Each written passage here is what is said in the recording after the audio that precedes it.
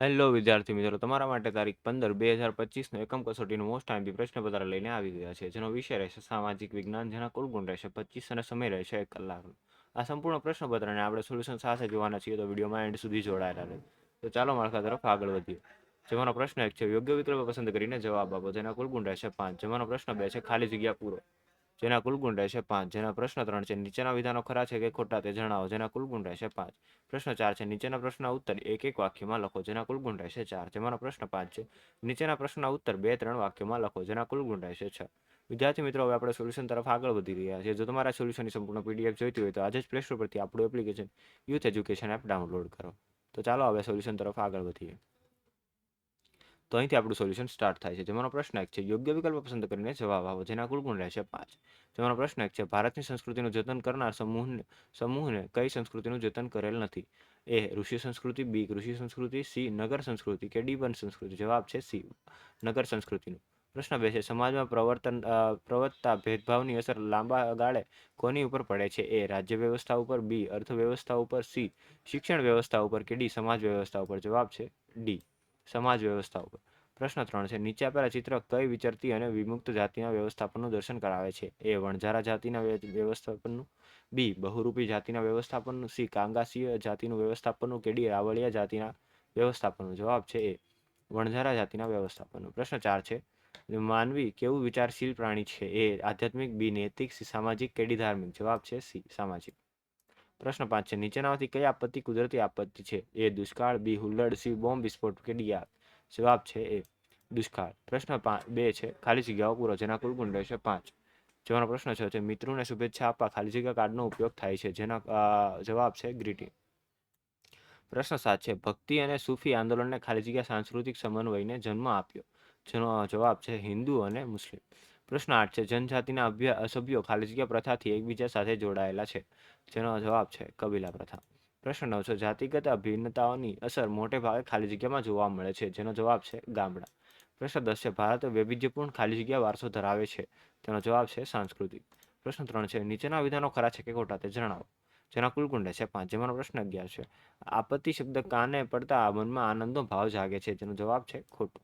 પ્રશ્ન 12 છે, રક્ષાબંધનની રાખડી આંતરદેશીય પત્ર દ્વારા મોકલી શકાય છે. તે ખોટું છે.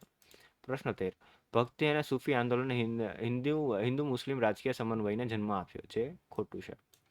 પ્રશ્ન 14, અકબરના સેનાપતિ માનસિંહે ચેર જાતિ પર હુમલો કરી વિજય મેળવ્યો હતો. જે ખરું છે. પ્રશ્ન 15, સમાજમાં પ્રવર્તતા ભેદભાવની અસર લાંબા ગાળે સમાજ વ્યવસ્થા પર પડે છે. જે ખરું છે. પ્રશ્ન 4, નીચેના પ્રશ્નોના ઉત્તર એક એક વાક્યમાં લખો. જેના કુલ ગુણ રહેશે 4. જેમાંનો પ્રશ્ન 16 છે, ભારત કેવો વારસો ધરાવતો દેશ છે? જેનો જવાબ છે ભારત વૈવિધ્યપૂર્ણ સાંસ્કૃતિક વારસો ધરાવતો દેશ છે. પ્રશ્ન 17, કુદરતી આપત્તિમાં કોઈ પણ 4 નામ લખો. જેનો જવાબ છે કુદરતી આપત્તિઓ ભૂકંપ, જ્વાળામુખી, દુષ્કાળ, દાવાનળ, પૂર, સુનામી અને વાવાઝોડું. પ્રશ્ન 18 છે, પોસ્ટ ઓફિસ દ્વારા પૈસા કેવી રીતે મોકલી શકાય છે? જેનો જવાબ છે પોસ્ટ ઓફિસ દ્વારા પૈસા મની ઓર્ડરથી મોકલી શકાય છે. પ્રશ્ન 19, દક્ષિણ ભારતમાં ધાર્મિક આંદોલનનું નેતૃત્વ કયા સંતોએ લીધું હતું? જેનો જવાબ છે દક્ષિણ ભારતમાં ધાર્મિક આંદોલનનું નેતૃત્વ શંકરાચાર્ય અને રામાનુજાચાર્ય નામના સંતોએ લીધું હતું.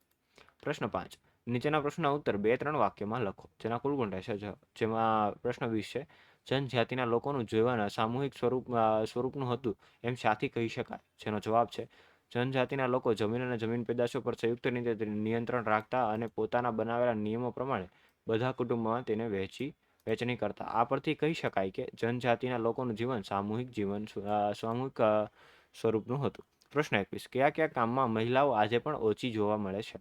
જેનો જવાબ છે દેશના સૈન્યો અને પોલીસ તંત્રમાં મહિલાઓની સંખ્યા આજે પણ ઓછી જોવા મળે છે.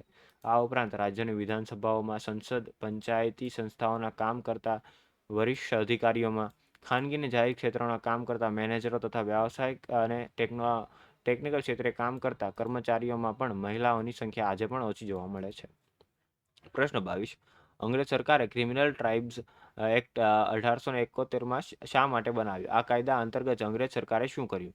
જેનો જવાબ છે 1857ના પ્રથમ સ્વતંત્ર સંગ્રામ વિપ્લવમાં વિચરતી અને વિમુક્ત જાતિઓએ સ્વતંત્ર સેનાનીઓની મદદ કરી હતી. આથી અંગ્રેજ સરકારે આ જાતિઓના બીજા સમુદાયથી અલગ કરવા ક્રિમિનલ ટ્રાઇબ્સ એક્ટ 1871 બનાવ્યો. આ કાયદા અંતર્ગત અંગ્રેજ સરકારે કેટલીક જાતિઓ પર ખોટા આરોપ મૂકી તેમને ગુનેગાર સમુદાય તરીકે જાહેર કરી. વિદ્યાર્થી મિત્રો, અહીં આપણા સોલ્યુશનનો અંત આવે છે. જો તમારે આ સંપૂર્ણ સોલ્યુશનની પીડીએફ જોઈતી હોય તો આજે જ પ્લે સ્ટોર પરથી આપણું application youth education app download કરો અને આવા જ નવા વિડીયો જોવા માટે યુટ્યુબ પર આપણી ચેનલને સબસ્ક્રાઇબ કરો અને આ વિડીયોને લાઇક એન્ડ શેર કરવાનું ભૂલતા નહીં. થેન્ક યુ વિદ્યાર્થી મિત્રો.